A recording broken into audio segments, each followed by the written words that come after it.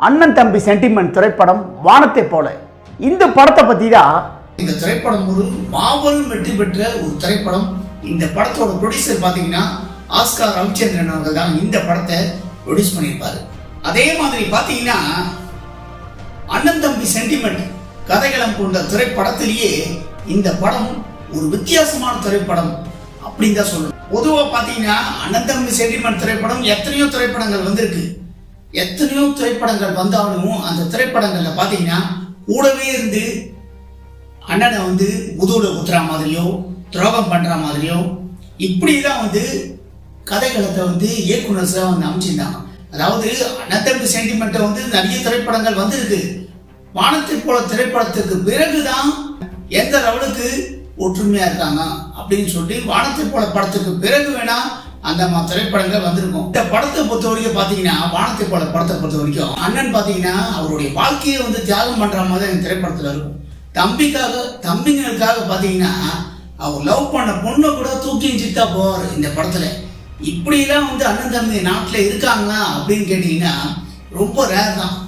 அதாவது 100க்கு ஒரு 10% வேணா இந்த மாதிரி இருக்கலாம், வாய்ப்பு இருக்கு என்ன கேட்டீங்கன்னா.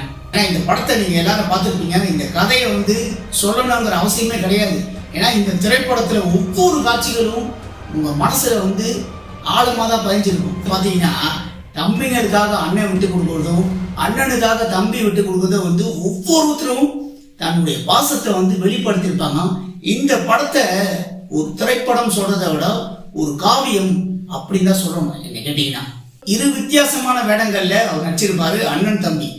2 வித்தியாசமான வேடங்கள்ல அவர் நடிச்சாலும் வெவ்வேறு கதாபாத்திரங்களை நடிக்கிற மாதிரி தான் அவருடைய நடிப்புல ரொம்பவே ஒரு வித்தியாசமான முறையில அவர் நடிச்சிருப்பாரு. இந்த படத்துல நடிச்ச நடிகர்களே இயக்குனர் விக்ரம் அவர்கள் ரொம்பவே எல்லாரையும் சிறப்பான முறையில நடிக்க வச்சிருப்பாரு. அதே மாதிரி என்ன கேட்டீங்கன்னா இது என்னுடைய ஒரு தனிப்பட்ட கருத்துனே வச்சுக்கீங்க. இந்த திரைக்காவியம் பத்மபூஷன் கேப்டன் அவர்கள் நடித்த வானத்தை போல திரைப்படத்தை மறுபடியும் ரீமாஸ்டர் வெர்ஷன்ல ரீரிலீஸ் பண்ணா கேப்டன் அவரோட ரசிகர்கள் மத்தியிலையும் மக்கள் மத்தியிலையும் மிகப்பெரிய அளவுக்கு வரவேற்பு பெறும் அப்படிங்கிறது என்னுடைய ஒரு தனிப்பட்ட கருத்து. இந்த திரைப்படம் கண்டிப்பா ரீமாஸ்டர் வெர்ஷன்ல ரீரிலீஸ் ஆகணும் அப்படிங்கிற என்னுடைய ஒரு தனிப்பட்ட கருத்தை இந்த காணொளி மூலமா நான் வைத்துக் கொள்கிறேன். அதே மாதிரி என்ன மாதிரியே வானத்தை போல திரைப்படம் மறுபடியும் ரீமாஸ்டர் வெர்ஷன்ல ரீரிலீஸ் ஆகணும், திரையரங்குகள்ல ரீரிலீஸ் ஆகணும்னு கேப்டன் அவர்களோட ரசிகர்கள்லாம் நினைக்கிறீங்க அப்படின்னு உங்களுடைய கருத்துக்களை என்னுடைய கமெண்ட் பாக்ஸ்ல மறக்காம எல்லாரும் பதிவு பண்ணுங்க.